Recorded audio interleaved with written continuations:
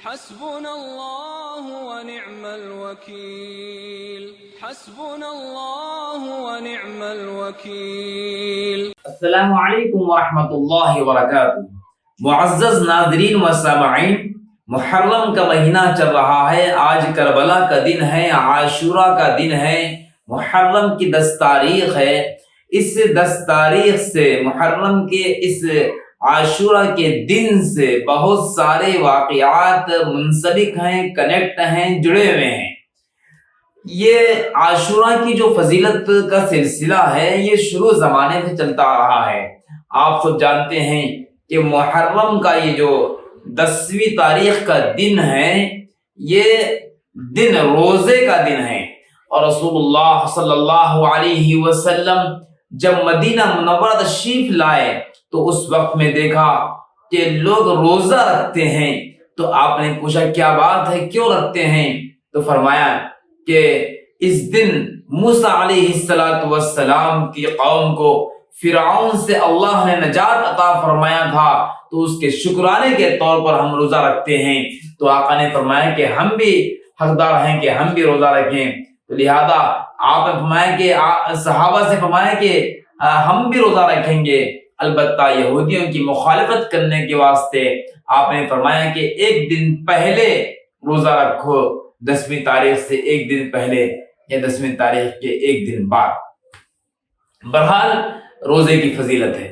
بلکہ بعض کتابوں میں لکھا ہے کہ رمضان کے روزے فرض ہونے سے پہلے عاشورے کا روزہ رکھا جاتا تھا. بہرحال آج کے دن روزہ رکھنا بہت بڑی فضیلت ہے. جن کو اللہ نے سعادت نصیب فرمایا ہے وہ خوش نصیب ہیں، اور اس کے برکات اور اس کی فضائل سے انشاءاللہ وہ فیض یاب ہوں گے. عاشوراء کے دن کے بارے میں ایک بات یہ بھی احادیث کے اندر ملتی ہے. بعض لوگوں نے اس حدیث پر کلام کیا ہے، لیکن اکثر علماء نے اس پر عمل کرنے کی تاکید فرمائی ہے. وہ یہ ہے کہ آج کے دن اپنے گھر والوں پر وسعت کی جائے، کھانے پینے میں وسعت کی جائے. یعنی کہ روزانہ جو بنتا ہے اس سے کچھ اچھا بنایا جائے، پکانے میں اچھا اپنے گھر والوں پر خرچ کیا جائے. اس کی فضیلت بیان کی گئی ہے. اور عاشورے سے متعلق ایک بات یہ بھی وضاحت کے ساتھ میں ہم آپ کے سامنے عرض کر دیں. کتابوں کے اندر یہ بات لکھی بھی ہے. رسول اللہ صلی اللہ علیہ وسلم سے پوچھا گیا قیامت کا دن کب آئے گا؟ تو آپ نے فرمایا کہ اللہ کے علاوہ کسی کو معلوم نہیں ہے. کتابوں میں لکھا ہے کہ قیامت کب آئے گی پکا کسی کو معلوم نہیں ہے، لیکن یہ بات طے ہے کہ قیامت اسی دن آئے گی. یعنی کہ عاشوراء کا دن ہوگا، محرم کی 10 تاریخ ہوگی، اس دن قیامت کا دن برپا ہوگا. بعض کتابوں میں جمعہ کا دن بھی لکھا ہوا ہے کہ عاشوراء کا دن ہوگا اور وہ جمعہ ہوگی، اس دن جمعہ کا دن ہوگا. بہرحال تاریخی واقعات اور تاریخی کارنامے اور تاریخی امور اس عاشورے کے دن سے جڑے ہوئے ہیں. اور عام طور سے ہمارے معاشرے کے اندر اس عاشورے کے دن کو جو زیادہ تر پہچانا جاتا ہے وہ حضرت سیدنا حسین رضی اللہ تعالی عنہ کی شہادت کے واقعہ کربلا سے پہچانا جاتا ہے. اللہ تبارک و تعالی نے ہمارے پیغمبر صلی اللہ علیہ وسلم کو ایک چہیتی بیٹی عطا فرمائی تھی. آپ کی 4 بیٹیوں میں سے چہیتی اور لاڈلی اور چھوٹی بیٹی فاطمہ الزہرا رضی اللہ تعالی عنہا ہیں، اور ان کا نکاح حضرت علی رضی اللہ تعالی عنہ سے کیا گیا. ان کے بطن سے جو اولاد تولد پذیر ہوئی، پیدا ہوئی، ان میں سے ایک کا نام حسن ہے اور ایک کا نام حسین ہے.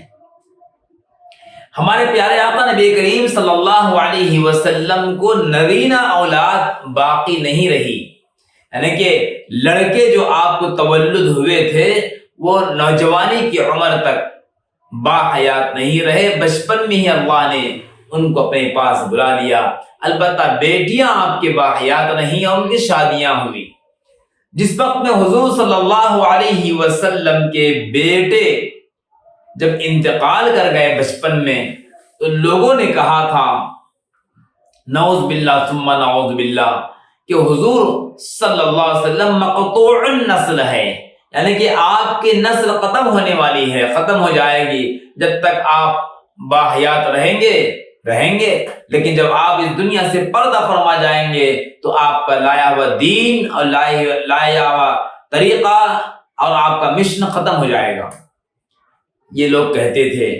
لیکن اللہ نے قرآن مجید کے اندر اس کا جواب دیا ہے، فرمایا انا اعطیناک الکوثر فصل لربک وانحر ان شانئک هو الابتر۔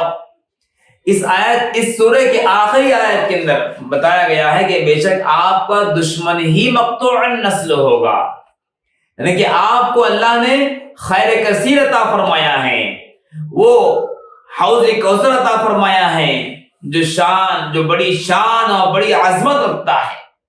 جو دشمن آپ کو مقطوع النسل کہتے ہیں وہی مقطوع النسل ہوں گے۔ آج دیکھیے ابو جہل کا نام لیوا کوئی نہیں ہے، کوئی اگر لیتا بھی ہے تو لعنت اللہ کی لعنت کے ساتھ میں لیتا ہے، لیکن آج حضور صلی اللہ علیہ وسلم کا نام آج تک روشن ہے اور قیامت تک روشن رہے گا۔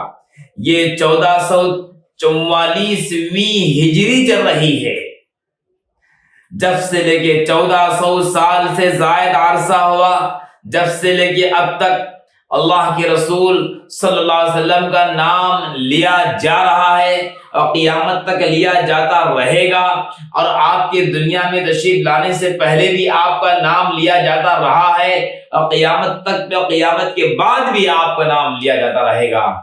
یہ ہے آپ کی شان کریمی، اللہ نے آپ کو ایسا بلند فرمایا وَرَفَعْنَا لَكَ ذِكْرَكَ، اللہ نے آپ کے ذکر کو بلند فرمایا۔ تو ایک تو یہ ہے کہ اللہ نے جواب دیا اور آپ کے ذکر کو بلند فرمایا، آپ کے مرتبے کو بلند فرمایا، لیکن جو لوگ یہ کہتے تھے کہ آپ کی نسل ختم ہو جائے گی، لیکن اللہ نے ایسا نظام بنایا کہ فاطمہ الزہرا رضی اللہ تعالی عنہا کی اولاد سے آپ کے دین کو اور آپ کے سلسلے کو اور آپ کے شریعت کو آگے بڑھایا، اور بھی ذرائع بہت سارے بنے، لیکن حسن حسین جو آپ کے چہیتی بیٹی کے بیٹے ہیں، نواسۂ رسول ہیں، ان کے ذریعے سے شریعت کی آبیاری، شریعت کو آگے بڑھایا گیا۔ حسن حسین رضی اللہ تعالیٰ عنہ سے اللہ نے بہت بڑا کام لیا ہے، بہت بڑا کام لیا ہے۔ حسن حسین کو اللہ تعالیٰ نے اونچا مقام عطا فرمایا، اسی لیے حدیث میں آتا ہے رسول اللہ صلی اللہ علیہ وسلم ارشاد فرماتے ہیں الحسن والحسین سیدا شباب اہل الجنہ، حسن حسین رضی اللہ تعالیٰ عنہما یہ دونوں جنت کے نوجوانوں کے سردار ہیں۔ ماشاءاللہ حضور صلی اللہ علیہ وسلم حسن حسین کا بہت خیال فرماتے تھے۔ ایک بار آپ نماز پڑھ رہے ہیں تو آپ کی پیٹھ پر آ کر یہ دونوں نواسے بیٹھ گئے تو رسول اللہ صلی اللہ علیہ وسلم نے اپنے سجدے کو لمبا فرمایا کہ ایسا نہ ہو جائے کہ میں اٹھ جاؤں تو میرے نواسے میرے بیٹے گر جائیں۔ اتنا خیال فرمایا، ان سے محبت کرنے کا اللہ کے رسول نے حکم فرمایا ہے، جو ان سے محبت کرتا ہے مجھ سے محبت کرتا ہے، اور جو ان سے بغض کرتا ہے مجھ سے بغض رکھتا ہے۔ ایسی تمام روایات، احادیث اور تاریخی سیرت کی باتوں سے معلوم ہوتا ہے کہ حضرت حسن حسین رضی اللہ تعالیٰ عنہما کا مقام کتنا تھا اور رسول اللہ صلی اللہ علیہ وسلم کتنا چاہتے تھے۔ ایک کتاب ہے المرتضیٰ کے نام سے، حضرت مولانا سید ابوالحسن علی ندوی رحمۃ اللہ علیہ نے اس کو لکھا ہے، بہت ہی عظیم ترین کتاب ہے۔ اس کتاب کے اندر حضرت علی رضی اللہ تعالیٰ عنہ کی پوری سیرت کو بیان کیا گیا ہے، اور چونکہ حضرت علی آپ کے والد ماجد تھے تو اس لیے اس ضمن میں اس کتاب کے اندر حضرت حسن کا بھی ذکر موجود ہے، حضرت حسین کا ذکر موجود ہے، واقعہ کربلا بھی موجود ہے اس کے اندر۔ اس کتاب کا مطالعہ کیا گیا ہے۔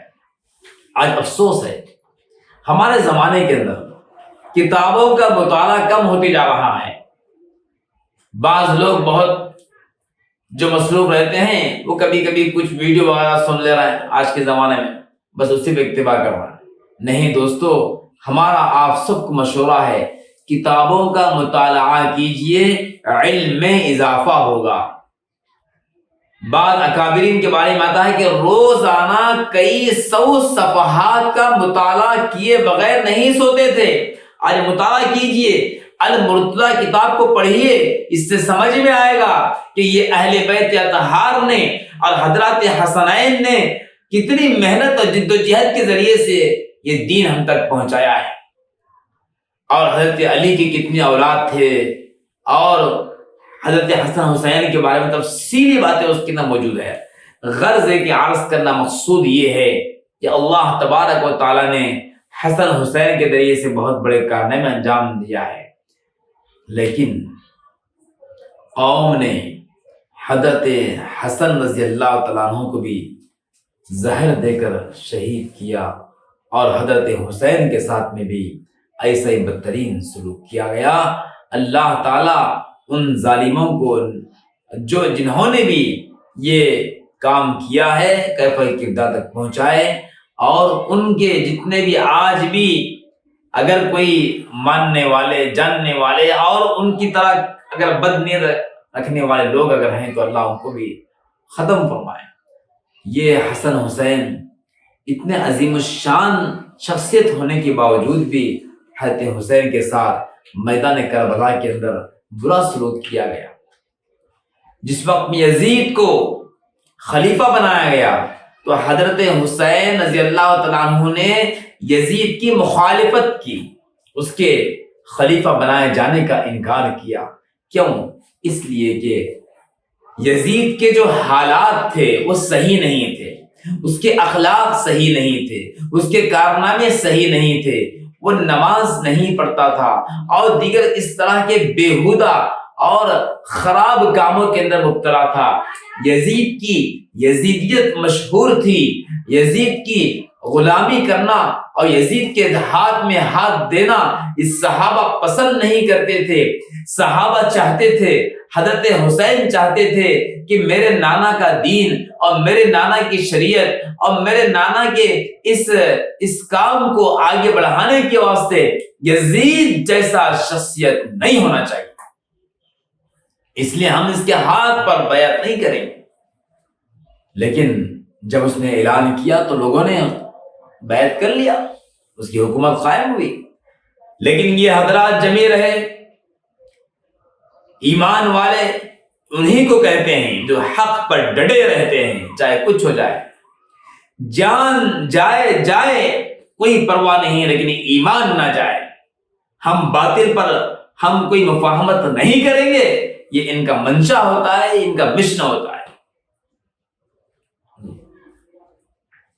یہ لوگ یہی چاہتے تھے، جان جائے تو کوئی پرواہ نہیں مگر ایمان نہ جائے، اور ہم اس طرح کے عمل کو پسند نہیں کریں گے۔ کیوں؟ اس لیے کہ ان کے سامنے اپنے نانا حضرت سیدنا محمد رسول اللہ صلی اللہ علیہ وسلم کی صورت سامنے تھی کہ اگر ہم کچھ بھی کام کریں، اگر قیامت کے دن میرے نانا پوچھیں تو ہم کیا جواب دیں گے؟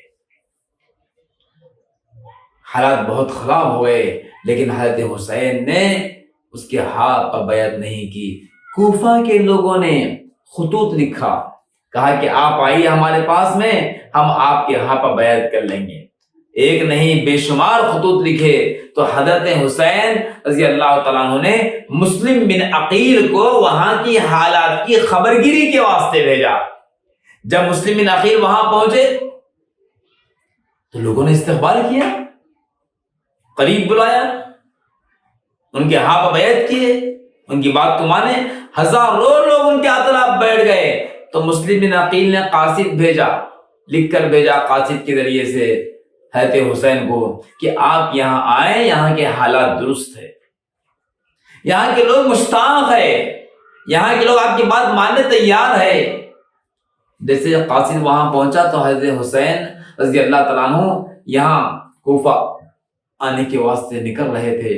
آپ کے ساتھیوں نے، صحابہ نے پوچھا کہ آپ مت جائیے، کہا کہ مت جائیے، وہاں کے لوگ وفادار نہیں ہیں، انہوں نے خراب کام کرتے آئے ہیں، لہذا مت جائیے۔ کیونکہ حضرت حسین کے پاس میں قاصد کا لیٹر آ گیا تھا مسلم بن عقیل کی جانب سے، انہوں نے ارادہ کر لیا۔ ادھر معلوم ہوا یزید کو کہ مسلم بن عقیل کے پاس لوگ پورے جمع ہو رہے ہیں اور حضرت حسین رضی اللہ تعالیٰ عنہ کی آمد کی پوری تیاری ہو رہی ہے، تو فوراً یزید نے وہاں کے گورنر کو چینج کیا، تبدیل کیا، اور عبید اللہ بن زیاد کو وہاں کا گورنر بنایا۔ تو اس نے حالات کو خراب کر دیا، اور جس وقت حضرت حسین وہاں تشریف لا رہے تھے، جب میدان کربلا تک پہنچے تو وہاں پہنچنے کے بعد میں آپ کے راستے کو روک دیا گیا اور وہیں پر مدبھیڑ ہوئی۔ واقعہ بہت طویل ہے، میں واقعہ پورا مکمل تفصیل سے ترتیب وار لفظ و نشر مرتب بیان نہیں کر رہا ہوں، بس جھلکیاں بیان کر رہا ہوں، مجھے اصل دوسری بات بیان کرنا ہے۔ اس سے سبق کیا ملتا مجھے وہ بیان کرنا ہے۔ خیر ٹھیک ہے، آئیے میدان کربلا کے اندر جب پہنچے تو حضرت حسین نے کہا کہ مجھے چھوڑ دو بھائی، ہم جا کے مل لیں گے عزیز سے، ہمارا تو ان سے بات چیت کرنا ہے، ہمارا کام منشا تو ہمارا یہ ہے۔ لیکن لوگوں نے کہا کہ نہیں،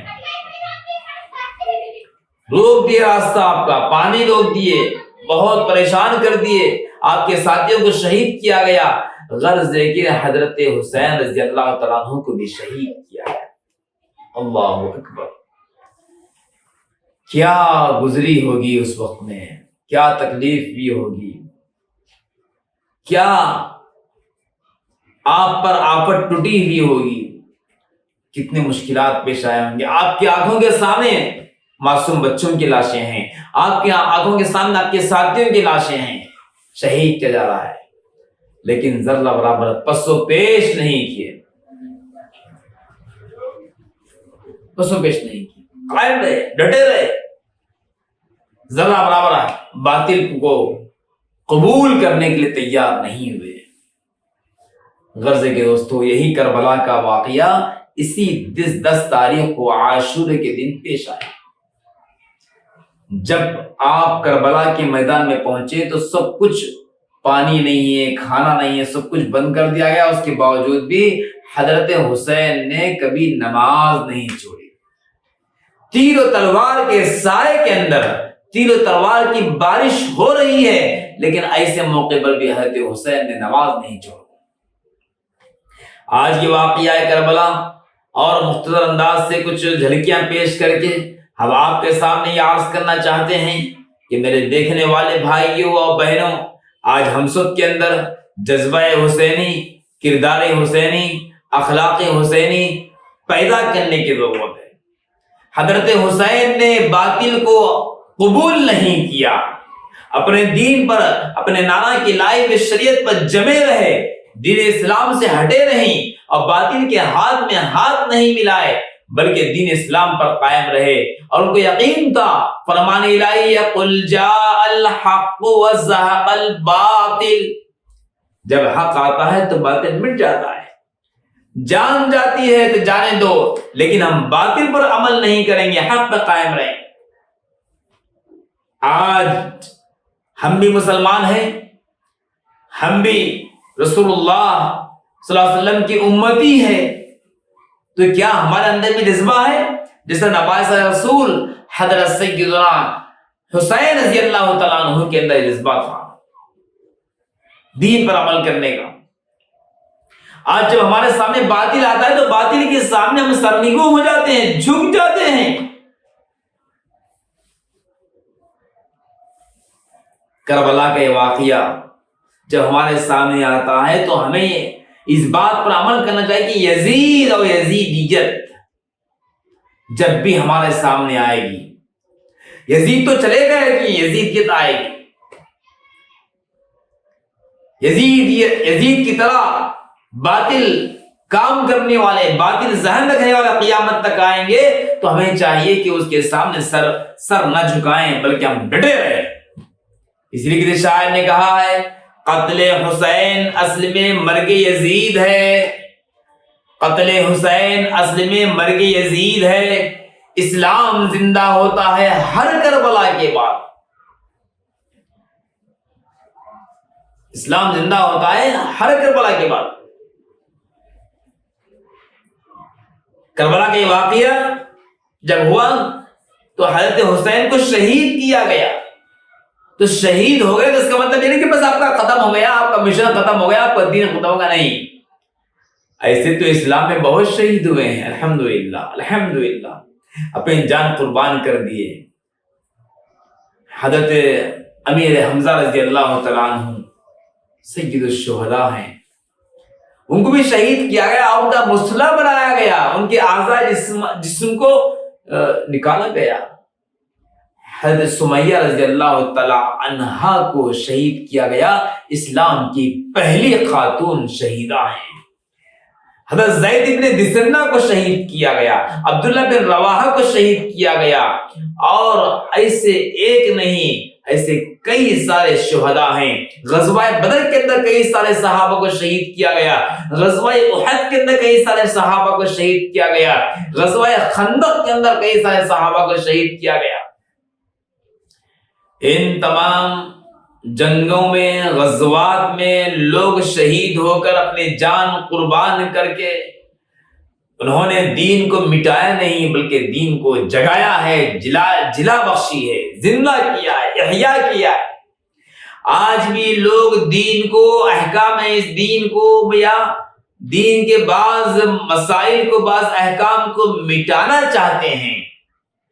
ہم ان کو کہنا چاہتے ہیں کہ دیکھو ہم بھی حسینی ہیں، ہم بھی حسنی ہیں، ہم بھی چاہتے ہیں کہ ہم حضرت حسن و حسین کی طرح جہاں جہاں بھی باطل بات اٹھے گی یا باطل قوت اٹھے گی تو ہم خاموش نہیں بیٹھیں گے بلکہ حضرت حسن و حسین کی طرح ہم بھی جذبہ ایمان کو بیدار کریں گے۔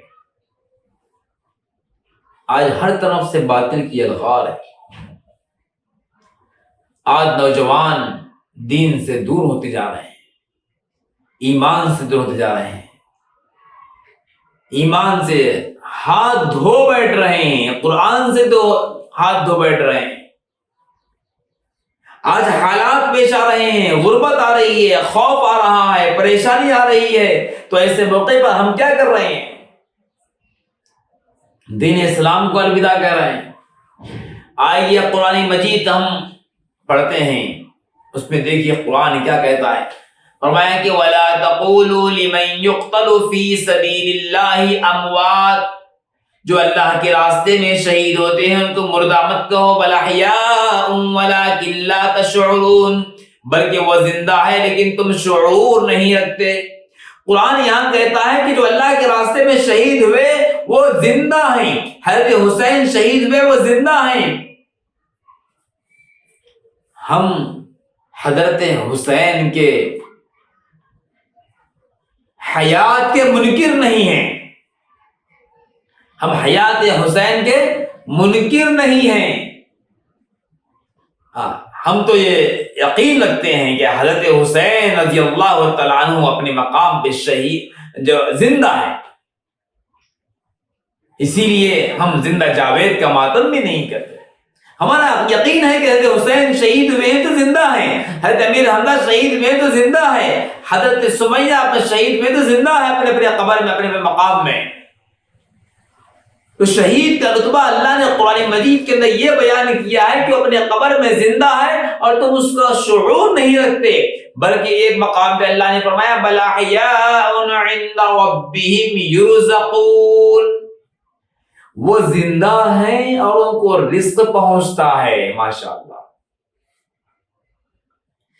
جہاں اللہ نے دوسرے پارے میں سورہ بقرہ میں یہ شہید کے رتبے کو بیان کیا، اس کے آگے فرمایا وَلَنَبْلُوَنَّكُمْ بِشَيْءٍ مِّنَ الْخَوْفِ وَالْجُوعِ وَنَقْصٍ مِّنَ الْأَمْوَالِ وَالْأَنفُسِ وَالثَّمَرَاتِ وَبَشِّرِ الصَّابِرِينَ۔ فرمایا کہ اور ہم تم کو آزمائیں گے خوف دے کر،